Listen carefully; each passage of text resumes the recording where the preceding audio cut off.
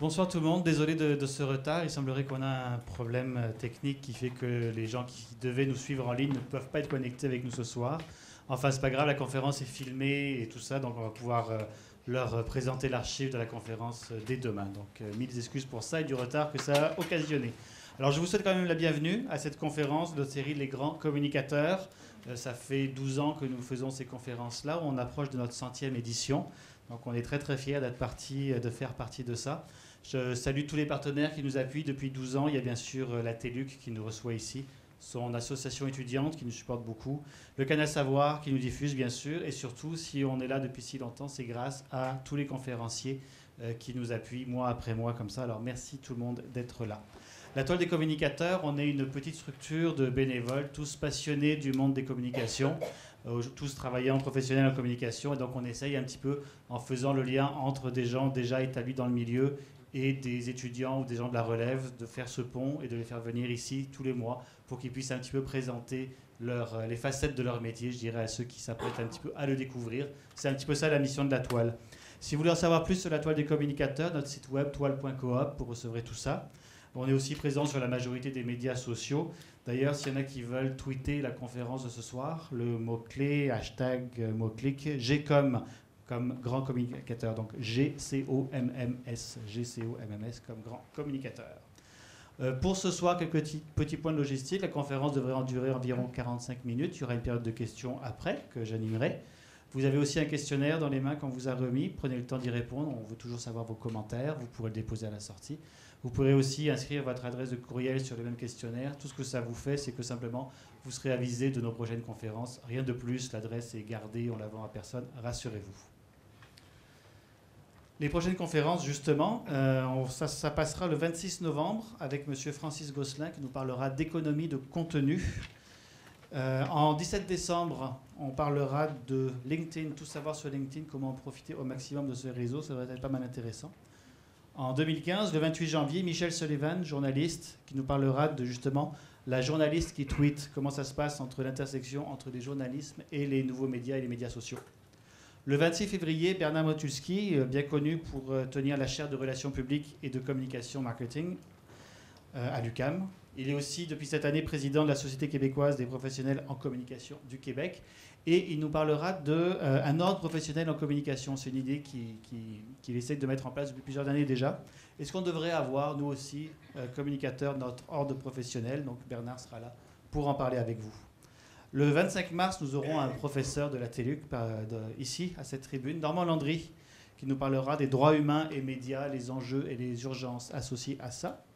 En avril, fin avril le 29, nous parlerons de porte-parole avec Stéphane Prudhomme et la crédibilité des porte-paroles, comment assurer leur crédibilité comme ça.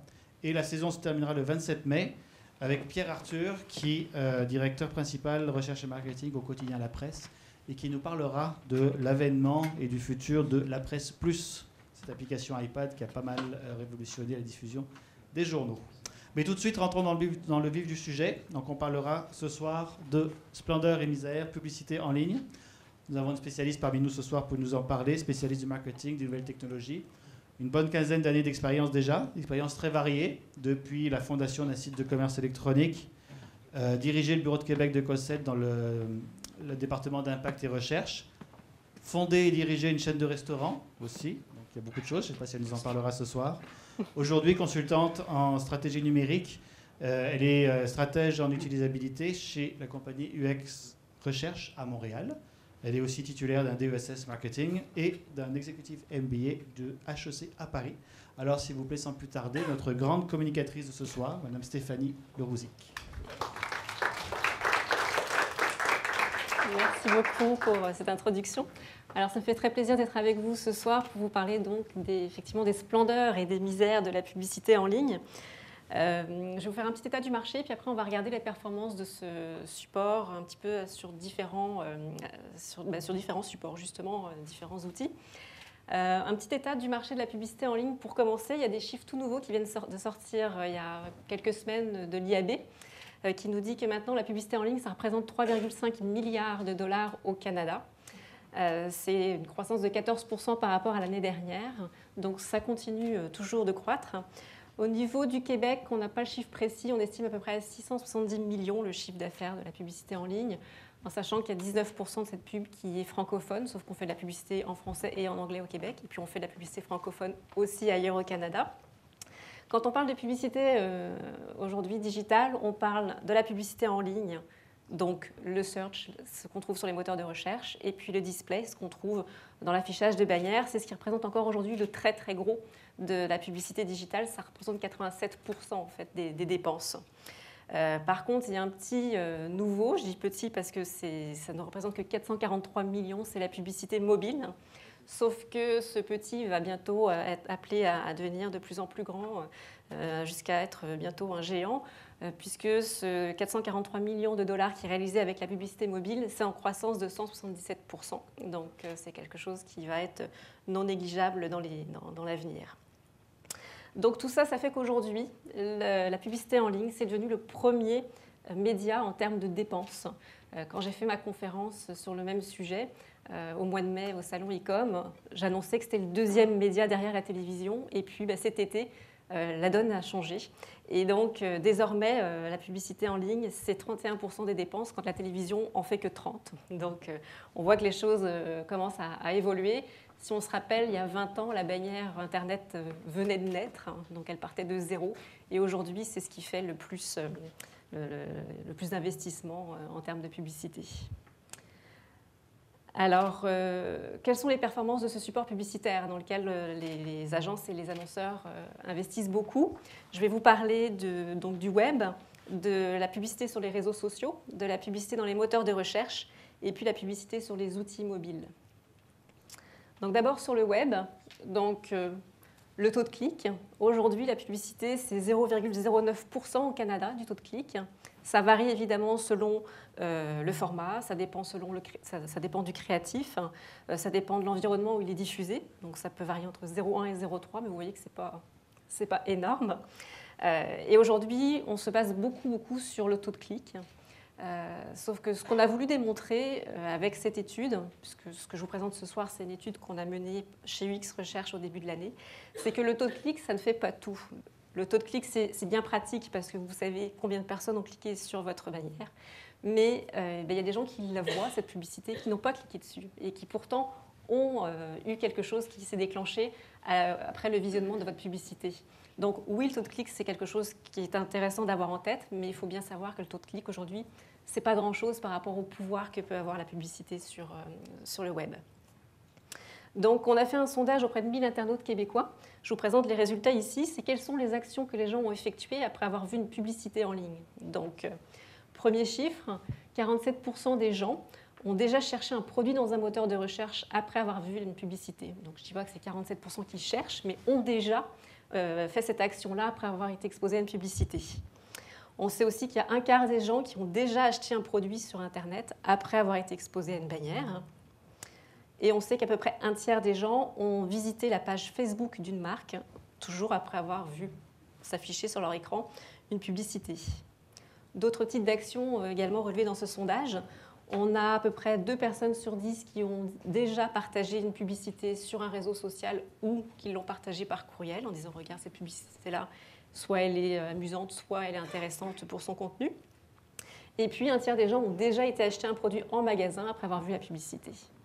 Donc, on se rend bien compte qu'il y a effectivement d'autres effets qui sont déclenchés par le visionnement d'une publicité. Aujourd'hui, ça augmente la notoriété de votre marque, ça augmente votre capital sympathie.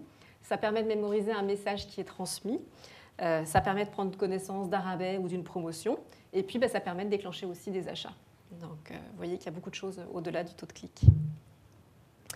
Donc, on voulait savoir comment est-ce que les gens regardent les publicités, dans quelle proportion les gens regardent les publicités, et puis, est-ce qu'il y a une différence selon différents contextes ou selon différents formats. Donc là, vous voyez en fait un oculomètre, c'est une machine d'eye tracking, donc qui ressemble à un ordinateur normal. On place donc nos participants, nos testeurs devant cet ordinateur. Et donc, vous voyez, juste sous l'écran, on a en fait un capteur infrarouge, le petit bloc noir que vous voyez, qui permet de suivre le mouvement des yeux, le regard des gens, lorsqu'ils sont en train de regarder un site Internet. Donc, pour cette étude, on a fait passer 15 personnes qui ont été voir 5 sites internet pendant 5 minutes de manière libre. Donc, les gens pouvaient aller voir ce qu'ils voulaient sur les 5 sites qu'on leur avait demandé de regarder, sans savoir quel était l'objectif précis de l'étude, pour ne pas les influencer puis faire en sorte qu'ils regardent spécifiquement les bannières publicitaires. Donc, au total, avec ce bassin-là de personnes, on a eu 900 personnes qui ont été, enfin, il y a eu 900 expositions à des bannières publicitaires. Donc, ce que je vais vous dire, c'est issu de ces 900 observations-là, en sachant qu'il y a plusieurs chiffres qu'on a validés ensuite par un sondage quantitatif pour que ça soit fiable. Donc finalement, ce qu'on s'est rendu compte, c'est que l'œil est plus fort que la raison. Vous voyez là, on est sur le site de 985.fm. Autour, vous avez ce qu'on appelle un habillage en termes de format publicitaire.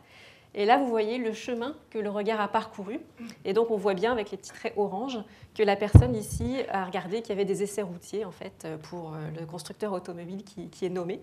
Donc, même si souvent les gens nous disent « j'aime pas la publicité », quand on commence à discuter avec eux de « qu'est-ce que vous pensez de la publicité en ligne », on nous dit très souvent bah, « j'aime pas ça, c'est un mal nécessaire ».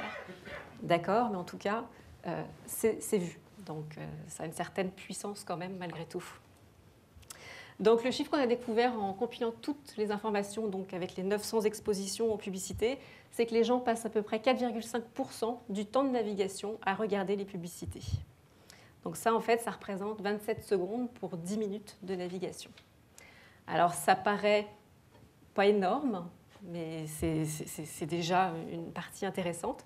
Et surtout, c'est très variable en fonction des formats publicitaires et puis des différents moments. Donc c'est ce que je vais essayer de décortiquer maintenant avec vous pour vous partager les différentes découvertes qu'on a pu faire. Donc les formats les plus vus, malheureusement, je n'ai pas accès à mes commentaires, je vais tricher un petit peu. Ils sont ici. Donc l'habillage, c'est le format le plus performant, il est vu pendant 18% du temps de navigation. Donc vous voyez, il est quand même très très important, on le voit énormément, il est de chaque côté du site et au-dessus. Donc, ce n'est pas étonnant de constater qu'il est plus remarqué que les autres formats, donc pendant 18% du temps de navigation. Le footer, c'est le petit bandeau qu'on peut avoir en bas du site internet, qui souvent est dynamique, qu'on retrouve plus sur les tablettes d'ailleurs que sur les sites web. Lui, il est vu dans 15% du temps de navigation. Et puis la bannière, donc pas la bannière, mais le carré, le format un peu plus traditionnel qu'on voit sur énormément de sites, lui, il est vu pendant 3% du temps de navigation, donc c'est en dessous de la moyenne. Je vais essayer de repartir ici. Donc, ce que je voulais insister sur un fait, c'est qu'on sait quels sont donc les formats qui sont les plus vus et les moins vus, mais il faut aussi coupler cette information-là avec qu'est-ce que les gens aiment et n'aiment pas. Parce que, par exemple, l'habillage, il est vu, mais il est un petit peu dérangeant. Alors, il y a une cote d'amour, j'ai mis jaune, parce qu'il paraît envahissant, il est assez gros, mais finalement, il ne dérange pas trop parce qu'il nous permet quand même de regarder le site correctement, puisqu'il l'encadre simplement. Le footer, par contre, qui avait un bon score en termes de visibilité, lui, il n'est pas aimé des gens. Il est souvent accroché avec la souris. Et puis, il est très souvent accroché aussi avec les doigts lorsqu'on est sur des tablettes. Ce que je ne vous ai pas dit, c'est que les tests qu'on a faits, on les a fait sur ordinateur et sur tablette. Et le cadre, lui, le carré, eh bien, il a une bonne cote d'amour. Il est peu visible, 3%, mais c'est un endroit qui est habituel. Les gens s'attendent à ce format-là, ils le connaissent, donc il ne dérange pas. Et donc, il est plutôt apprécié. Donc, je vous ai fait un petit résumé pour voir les différentes performances selon les formats. Donc, vous avez un axe, les publicités qui sont vues, celles qui ne sont pas vues. Puis de l'autre côté, celles qui sont aimées et détestées. Et donc, vous voyez, finalement, il faudrait choisir plutôt celles qui se trouvent en haut à droite, c'est-à-dire celles qui sont vues et qui sont aimées. Il n'y en a pas beaucoup, malheureusement. Il y a le mur Facebook, je reviendrai dessus tout à l'heure, parce que j'ai fait une petite partie un peu plus approfondie sur les réseaux sociaux. Et effectivement, aujourd'hui, on se rend compte qu'il y a beaucoup de publicités que la publicité fonctionne beaucoup mieux sur les réseaux sociaux que sur les autres types de sites Internet. Et donc, sinon, celui qui performe, c'est l'habillage, parce qu'il est quand même bien vu et pas trop détesté. Le cadre et la bannière, qui sont énormément utilisés aujourd'hui par tous les annonceurs, eh bien, ils performent de manière très faible en termes de visibilité. Les liens texte, ils sont au centre, donc c'est relativement neutre, ça ne se voit pas énormément, c'est remarqué seulement pendant 1% du temps de navigation.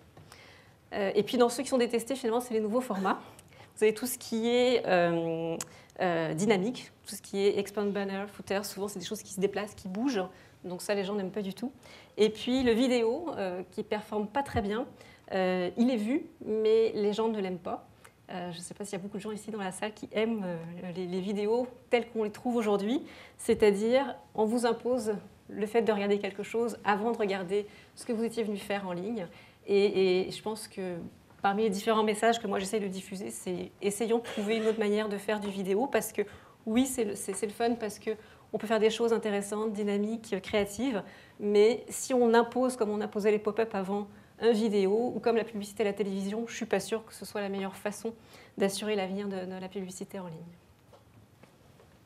Alors, quels sont les ingrédients du succès dans ce qu'on a pu remarquer? Quand est-ce que les gens regardent un peu plus longtemps les publicités que les autres? Donc, en fait, on a constaté que le contexte d'exposition est très important.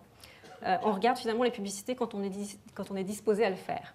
Donc, à droite, vous avez les moments où les publicités sont très peu vues. C'est quand la personne est concentrée sur la lecture d'un article. Elle est venue sur votre site parce qu'elle voulait lire quelque chose de précis. Donc, à ce moment-là, plus rien d'autre n'existe. Elle ne va pas regarder ce qui se passe ailleurs. Et quand elle est en train de faire une recherche précise aussi, donc qu'elle part d'un moteur de recherche, puis qu'elle arrive sur un site, qu'elle fouille à l'intérieur de catégories, tant qu'elle est dans son processus « je recherche quelque chose de précis », elle occulte tout ce qui se passe autour d'elle.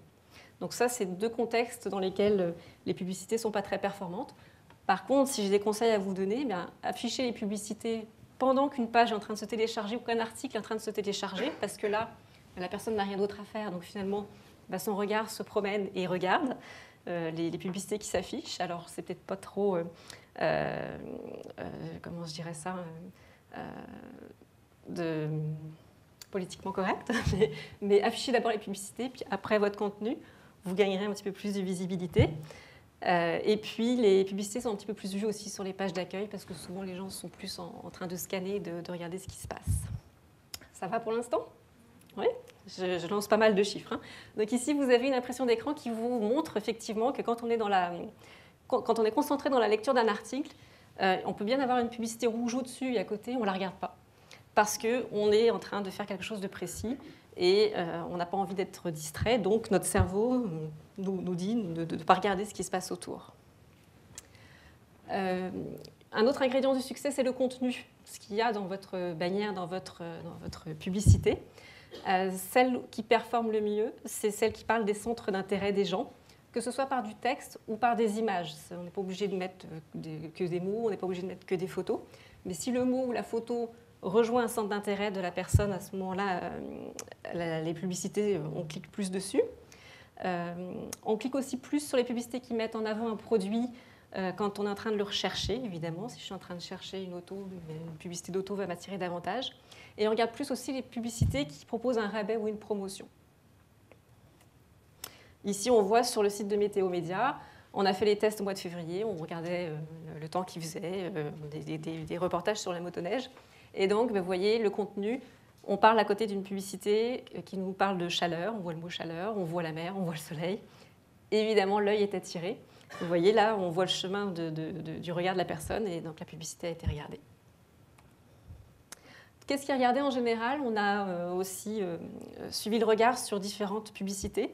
Donc vous voyez, plus la zone est rouge, plus la personne a passé de temps à regarder ce qui est sur la bannière.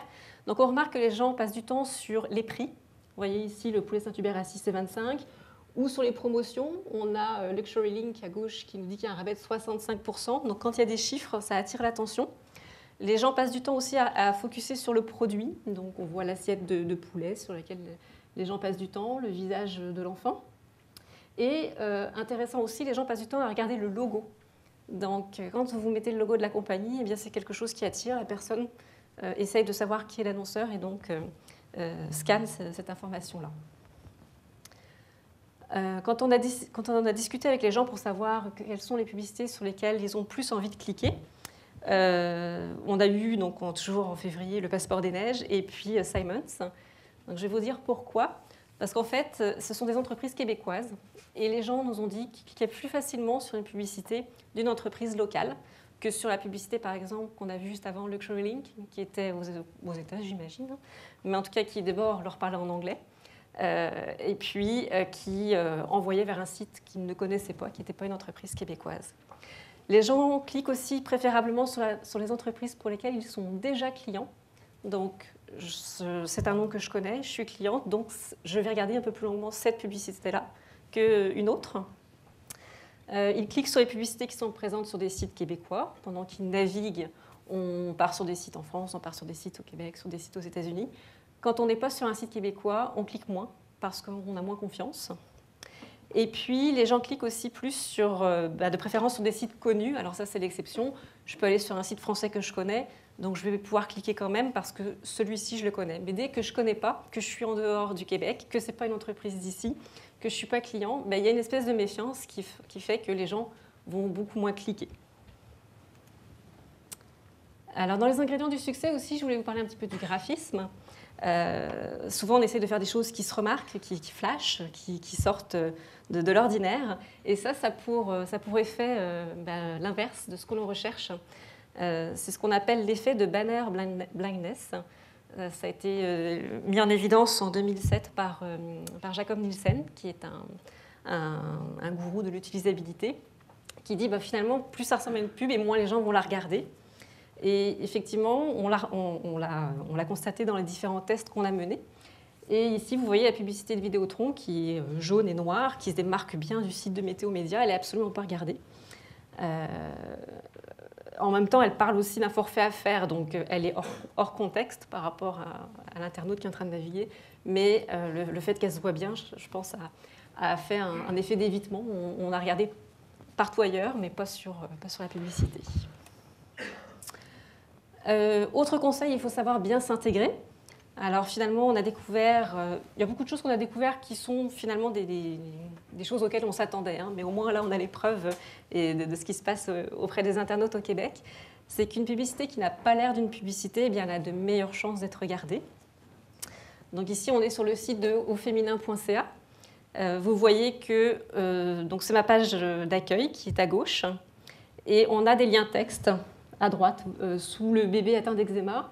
On a 2 liens textes, vous souffrez d'anxiété et travail à domicile. Eh bien, ces liens textes reprennent exactement le graphisme qu'il y a sur le site, avec les mêmes couleurs, la même forme de carré. Et on voit en oculométrie, effectivement, que celle, par exemple, sur le stress, a été regardée au niveau, le regard s'est arrêté dessus. Alors que la même publicité sur le même site, qui est moins intégrée, puisqu'elle est mise à côté d'un article, donc on n'est plus avec des carrés qui parlent de différentes rubriques sur lesquelles je peux cliquer, eh bien, le regard oculométrique me montre que ça ne s'est pas arrêté dessus.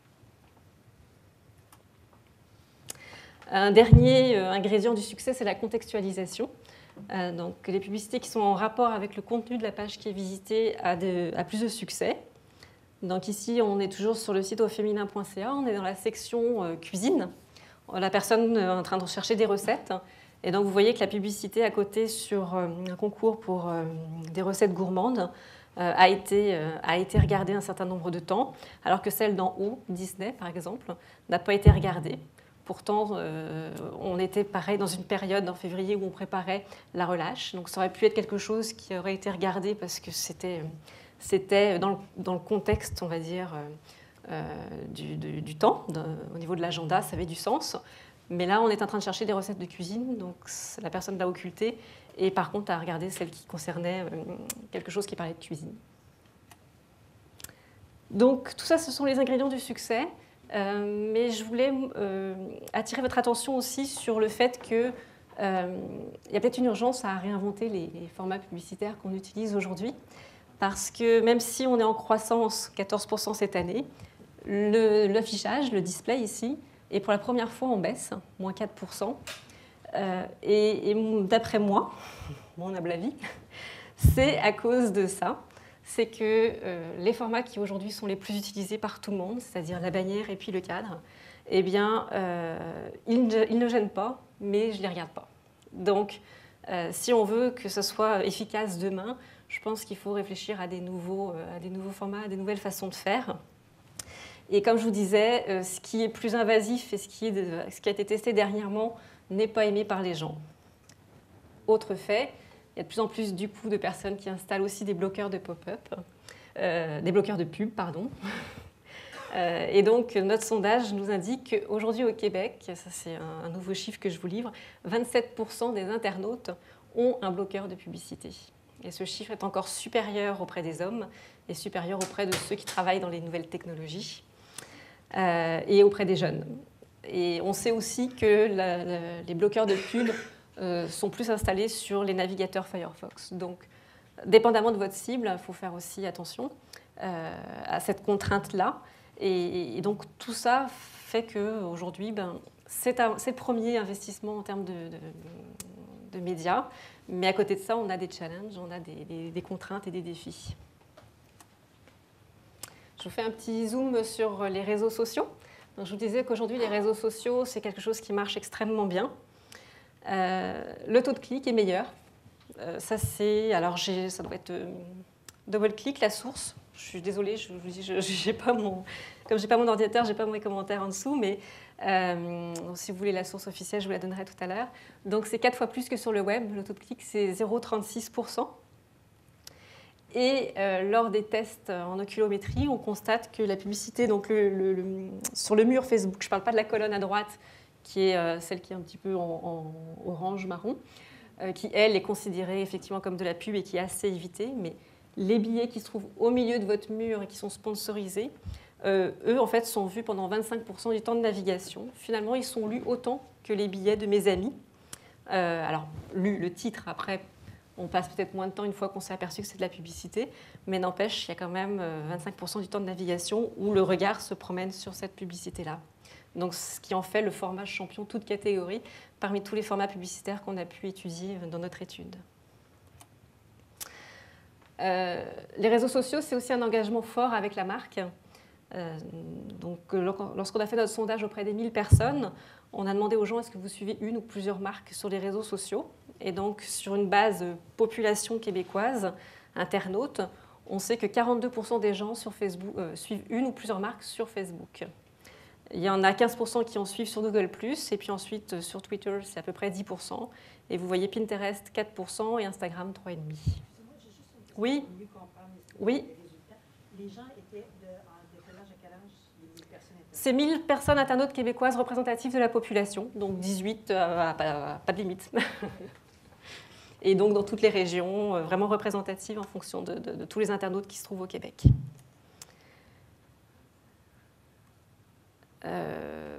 Donc ça, c'est sur la base population. Ce graphique-là, c'est juste pour vous montrer qu'après, plus les gens sont impliqués avec le réseau social et plus ils vont suivre de marques. Si je prends l'exemple de Facebook à gauche, donc vous voyez mon 42% en bleu, des gens qui suivent une ou plusieurs marques. La barre en rouge, c'est les gens qui vont tous les jours sur Facebook. Eux, ils sont 62% à suivre une ou plusieurs marques. Donc vous voyez que plus on est assidu sur le réseau social et plus on suit des entreprises, plus on suit des produits. C'est la même chose pour tous les réseaux. Si je prends Instagram, qui en réalité, 4% de la population suit une marque sur Instagram, c'est 72% des gens qui y vont tous les jours qui, eux, suivent une marque. Donc vous voyez un peu le taux d'engagement qu'il peut y avoir. Et ça aussi, ça entraîne des actions. On les voit, ces publicités-là. On les suit et ça entraîne des actions. Donc ici, on sait que 15% et demi de la population internaute québécoise ont déjà acheté quelque chose après avoir vu une publicité sur un réseau social. Si je regarde donc parmi les utilisateurs qui sont sur Facebook, puisque tout le monde n'a pas un compte Facebook, mais au final, c'est 2 personnes sur 10 qui utilisent Facebook qui ont déjà effectué un achat après avoir vu une publicité sur Facebook. Et tout ça, ça s'explique par une grande marque de confiance. Je vous disais, on est posté au milieu donc, du mur comme les messages de nos amis. Et donc les gens leur accordent beaucoup de crédibilité. Ça, c'est un sondage de eMarketer qui montre que 68,5% des Canadiens francophones disent lire les publications sur Facebook comme si elles provenaient d'un ami. C'est énorme. Ce qui est étonnant, c'est que les anglophones ne sont que 15,5%, donc plus méfiants, je ne sais pas pourquoi. Mais c'est vrai que quand on discute avec les internautes québécois, francophones, on nous explique beaucoup que les publicités sur Facebook sont plus pertinentes, donc on les lit plus facilement, puis c'est relié au profil de mes amis, à ce que j'aime, à ce que mes amis aiment. Donc finalement, c'est moins ressenti comme de la publicité. C'est pour ça que ça performe aussi bien. Et c'est pour ça aussi que les gens dans le marketing investissent énormément dans les réseaux sociaux. Je n'ai pas le chiffre malheureusement pour 2013, mais on sait qu'entre 2011 et 2012, les investissements ont augmenté de 228%. Je vous assomme de chiffres. Après, je pourrais répondre aux questions plus pointues si vous en avez, mais là, je vous livre tout ce qu'on a appris par nos études. Un petit zoom sur les moteurs de recherche. On parle beaucoup de publicité sur les moteurs de recherche, et pour cause, c'est une grosse part des dépenses digitales. Donc, ce qu'on appelle le search, c'est 48% des investissements en publicité, quand, par exemple, l'affichage dont on vient de parler ne représente que 26,5%. Donc, sur nos 3,5 milliards au Canada, c'est 1,7 milliard qui est dépensé dans les moteurs de recherche. Et ça, c'est en croissance, à l'inverse de l'affichage. C'est plus 6%. Et quand on demande aux gens, est-ce que vous allez sur les moteurs de recherche ? On a un chiffre qui est intéressant, c'est au Québec, plus de 7 internautes sur 10 vont au moins une fois par jour sur un moteur de recherche. Donc vous imaginez, c'est au moins une fois, mais plusieurs fois dans la journée, 7 personnes, internautes sur 10, s'y rendent. Alors le taux de clic de ce support-là, en fait, il varie en fonction de la position du lien. Donc ça, c'est des chiffres qui viennent de Médiative. Le premier lien qui se trouve en haut des résultats, en haut de la page principale, donc il a un très bon score, c'est 9,9% de taux de clic. Le deuxième lien, il est plus faible, 4,7%. Et puis, vous savez, dans un moteur de recherche, on a aussi les résultats dans la colonne de droite qui sont les liens sponsorisés. Et eux, par contre, sont très peu cliqués, c'est 0,7% de taux de clic. Donc là, il y a aussi un effet, je dirais, de banner blindness. Donc vous voyez là un résultat sur une page Google. Et donc ceux de la colonne de droite ne sont pas regardés. C'est un réflexe qui est de plus en plus répandu. Que ce soit sur un site web ou sur un moteur de recherche, on évite de regarder la colonne de droite. Ou que ce soit sur Facebook, on évite de regarder la colonne de droite. On a été habitué à ce qu'on range là les choses pas importantes et la publicité, donc on ne la regarde pas. Donc à retenir si vous devez investir sur les moteurs de recherche. Et on vient de finir une étude en oculométrie justement sur qu'est-ce que les gens regardent sur les moteurs de recherche. Je suis en plein dans l'analyse en ce moment, donc je n'ai pas encore les chiffres à vous communiquer. Mais surveillez dans les semaines qui viennent, dans les mois qui viennent, on va faire pas mal d'annonces justement sur quels sont les liens qui sont regardés, donc en fonction de leur position, mais aussi en fonction de ce qui est écrit. Est-ce que les gens lisent le titre? Est-ce qu'ils regardent l'adresse URL? Est-ce qu'ils regardent la description? Et puis, qu'est-ce qui fait qu'ils vont cliquer sur un lien plutôt que sur un autre? Sur combien de liens? Puis, qu'est-ce qu'ils vont avoir tapé comme mot pour pouvoir faire une recherche précise? Donc, ça sera intéressant. Par contre, dans les études qui existent aujourd'hui, on sait que les gens cliquent davantage sur certains liens que d'autres. Donc, quand les personnes cherchent une marque, ils vont cliquer plus facilement sur le lien payant. Par exemple, je tape Future Shop. Et donc, si j'ai le lien payant Future Shop qui arrive, il va avoir un meilleur taux de clic que si je mets Hôtel Cancun. Les gens cliquent davantage aussi lorsque le lien correspond exactement à l'intention de recherche de l'internaute. Mais c'est ça qu'on a essayé de comprendre, c'est quelle est l'intention de recherche de l'internaute. Quand il cherche quelque chose, à quoi il pense, à quoi il s'attend, quel mot il a envie de lire. Les gens cliquent plus aussi lorsque le lien est présent 2 fois. Ça, c'est intéressant, de manière payante et de manière naturelle. Moi, je me suis toujours demandé pourquoi je vais cliquer sur le lien payant alors qu'en dessous, il y a le lien qui n'est pas payant. Bon, alors, je trouve ça idiot de cliquer sur le lien payant parce que l'entreprise va payer alors qu'en dessous, ça aurait été gratuit. Mais finalement, on se rend compte que si le nom de l'entreprise ou le lien se ressort 2 fois, il y a un meilleur taux de clic sur le lien payant. Voilà. Et je vais terminer avec les appareils mobiles et puis donc les tablettes. Parce que déjà, c'est quelque chose qui prend de l'ampleur de plus en plus, d'année en année. Ça, c'est les derniers chiffres du CEFRIO qui nous montrent qu'en 2013, au milieu, on avait 27% des gens qui avaient une tablette. En 2014, c'est 45%. Donc, vous voyez le bond que ça a fait. Le téléphone intelligent, on est passé de 42% en 2013 de possession à 53% de gens qui ont un téléphone intelligent. Donc, un marché d'avenir pour la publicité. Aujourd'hui, c'est à peu près 12,5% des dépenses des publicitaires. Et ça représente, donc je vous disais en préambule, 443 millions. Mais avec un très beau taux de croissance, entre 2012 et 2013, ça fait plus 177%. Le taux de clic, malheureusement, je ne l'ai pas au Canada pour tout ce qui est mobile. On a celui des USA qui peut donner un indice. Sur le téléphone, c'est un taux de clic de 4,4%. Et puis sur la tablette, de 3,1%.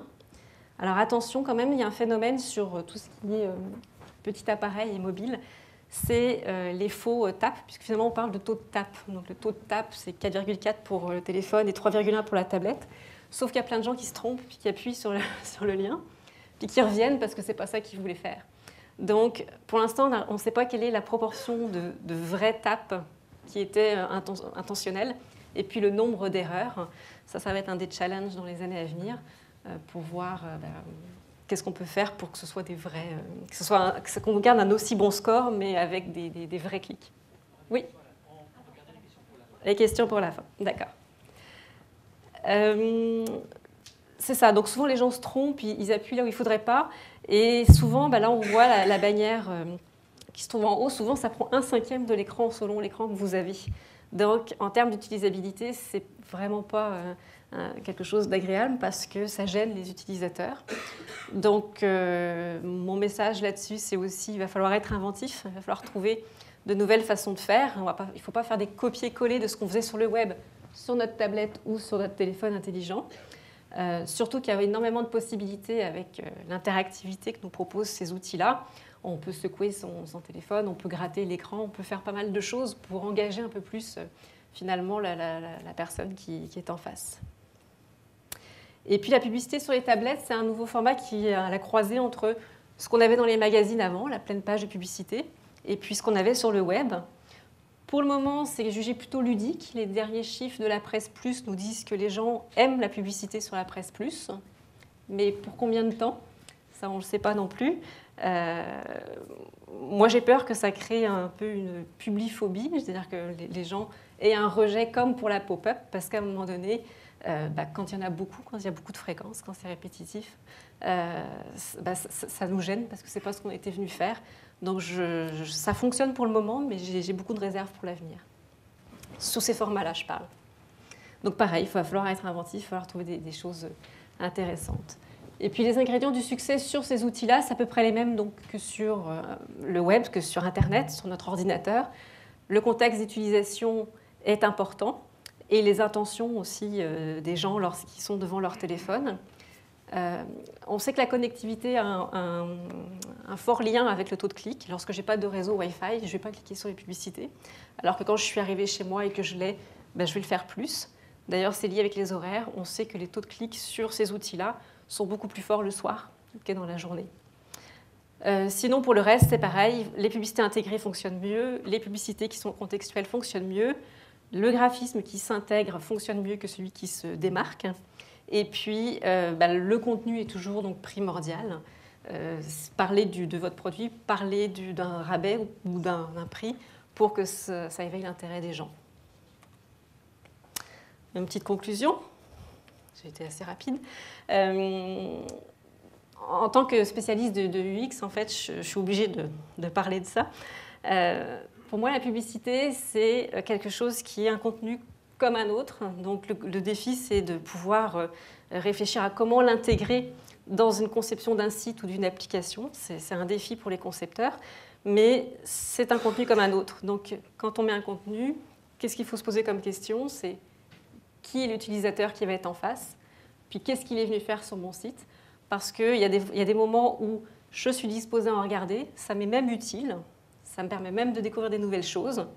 Mais si on me l'a imposé à un moment donné où j'en voulais pas, ça ne marchera pas. Si par contre ça a été bien fait et que ça répond à un besoin à un moment donné où je suis disponible, à ce moment-là, la recette sera parfaite.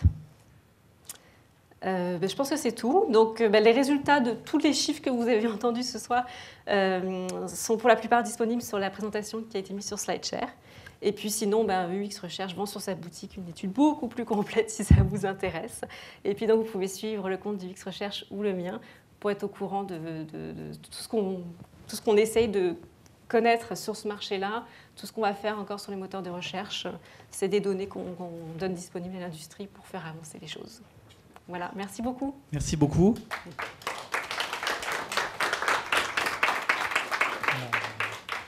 Alors, on va avoir le temps de prendre des questions. Je sais que la connexion a fini par se faire. Donc, Ah. bienvenue aux gens qui nous rejoignent en ligne. Désolé encore de ce petit contretemps. Si vous avez des questions en ligne, vous les envoyez à Denis. Même si ça porte sur une partie qu'on a déjà traitée, quand vous n'étiez pas là, on vous pardonne, on y répondra avec plaisir. Sinon, dans la salle, faites-moi signe, s'il vous plaît. Attendez d'avoir le micro pour poser la question, pour le bénéfice de la captation ici. Je ne sais pas qui veut se lancer. Madame, vous avez une question? Voulez-vous démarrer? Allez-y.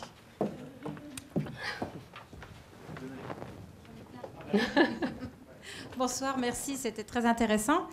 Je voulais savoir, juste une précision, donc quand vous faisiez les tests d'oculométrie, chaque personne, donc vous observiez où elle observait, Oui. et ensuite vous lui posiez des questions? Oui. Pourquoi en fait, tu as fait ça et... Exactement, il y avait une première partie, donc 5 minutes sur 5 sites. Donc, pendant 25 minutes, les gens naviguaient, lisaient ce qu'ils voulaient sur des sites qu'on leur donnait.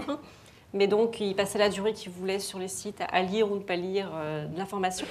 Et une fois que cette partie de 25 minutes était terminée, il y avait un entretien qualitatif plus en profondeur, où là, on revenait sur les sites en disant « Est-ce que vous aviez vu les publicités ou pas ? Est-ce qu'elles vous intéressaient ou pas ? Est-ce que vous auriez cliqué dessus ? Pour quelles raisons oui ou pour quelles raisons non ?» Ce qui nous a permis d'apprendre beaucoup de choses dont je parle à différents endroits. Par exemple, quand on sait qu'ils ont regardé un produit moins prix, on leur demandait si ça avait si ça avait une quelconque influence sur leur comportement.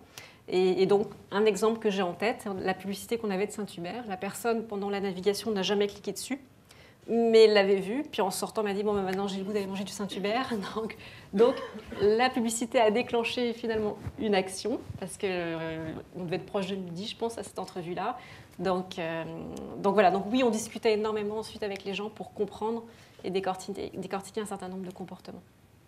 Okay. Je voulais savoir aussi, je trouvais ça intéressant, les publicités bien intégrées au graphisme, mais est-ce qu'à ce moment-là, ils font un créatif différent par média où ils vont mettre leur pub? Parce que idéalement, oui. C'est-à-dire que plus on ressemble aux médias sur lesquels on est, et plus on a de chances d'être cliqué. Donc idéalement, c'est effectivement, oui, de pouvoir à chaque fois adapter à la charte graphique du site, mais ce n'est pas toujours possible d'un point de vue budget. Merci beaucoup. Derrière. Quelqu'un d'autre a des questions? Oui. Donc, ici, vous avez parlé majoritairement de publicité traditionnelle, mais qu'en est-il du brand and content? Excusez, je ne sais même pas en français comment on le dit. On ne l'a pas analysé du tout dans cette étude-là, en fait. Parce que ça, c'est vraiment la nouvelle forme de publicité. Là. Donc, c'est comme une vidéo. Le branding content? Oui, c'est comme une vidéo. De pousser du contenu, en fait. Enfin, c'est de rédiger. Est-ce qu'on peut résumer ça un peu comme du public reportage, finalement? Non. Non? Non, parce qu'on ne voit pas du tout la marque. C'est vraiment une histoire qui est racontée. Mm-hmm. Et à la fin, ça peut être produit par une X compagnie. Donc, justement, il n'y a aucun placement de produit et rien. En tout cas, non, effectivement, on est resté sur ce qui est traditionnel aujourd'hui parce que les chiffres qu'on a de l'IAB desquels on est parti, c'est tous ces formats traditionnels-là dans lesquels les agences et les annonceurs investissent. Mais effectivement, aujourd'hui, il y a beaucoup de choses qui se font. Il y a aussi l'animation sur les réseaux sociaux d'une marque qui vont avoir une influence, mais c'est des choses qui ne sont pas dans le champ de notre étude ici.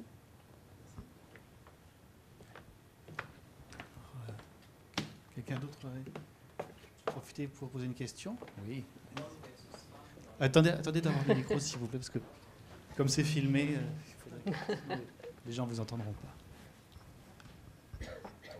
Hommes versus femmes dans les médias québécois? Pas vraiment de différence. Là où il y a des différences, ça va être plus au niveau de l'aisance avec les technologies. Donc, personnes qui sont plus débutantes ou occasionnelles versus les personnes plus expertes. D'ailleurs, c'était une des questions qu'on avait au départ de l'étude. C'est par exemple, moi, si je travaille dans l'univers publicitaire ou si je travaille dans les nouvelles techno, est-ce que mon comportement est identique à la population? Et en fait, on a remarqué que oui, parce qu'on avait aussi dans nos testeurs des gens issus du marché, qui travaillent dans la pub ou qui travaillent sur les sites web. Et ils avaient le même comportement que tous ceux qui sont experts du web, c'est-à-dire qu'ils vont tous les jours pour quelque raison que ce soit. Donc c'était plus le niveau d'aisance de technologie qui influençait les préférences de format ou la visibilité des formats que le sexe des gens. Ça n'avait pas vraiment d'influence. De rien. Tantôt, vous avez parlé de AdBlock. Est-ce qu'il y a des façons d'outrepasser ce système-là que vous connaissez? Non, j'en connais pas. Non, malheureusement.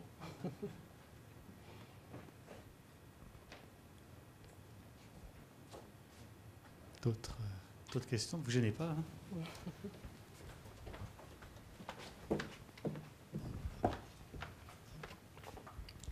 Merci beaucoup, c'était très intéressant la conférence. Ma question est, vous avez dit que vous avez fait des entrevues avec les personnes dans le cadre de vos recherches pour savoir si elles avaient vu la publicité en ligne.